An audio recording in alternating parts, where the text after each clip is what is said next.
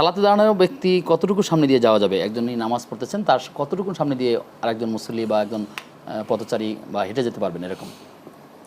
যে অত্যন্ত গুরুত্বপূর্ণ জীবন ঘনিষ্ঠ প্রশ্ন। রাসূলুল্লাহ সাল্লাল্লাহু আলাইহি ওয়াসাল্লাম বলছেন যে লাউ ইয়ালামুল মারু মা বাইনা ইয়াদাইস মুসাল্লি, যে যিনি নামাজ আদায় করেন তার সামনে দিয়ে গেলে কতটা অপরাধ, সেটা যদি একজন অতিক্রমকারী বুঝতো তাহলে সে কখনোই এখান থেকে অতিক্রম করতো না।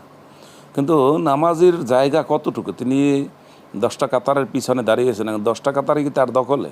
না, তার দখলে তার নামাজে যতটুকু দরকার এক সেজদা পরিমাণ, এবং এই এক সেজদা পরিমাণের ভিতর দিয়ে যদি কেউ যায় তাহলে তাকে তিনি হাত দিয়ে ইশারা করবেন।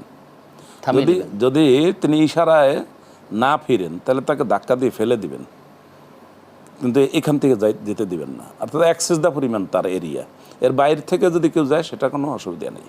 আচ্ছা, এক্ষেত্রে সুতরাং সম্পর্ক হ্যাঁ যে এটা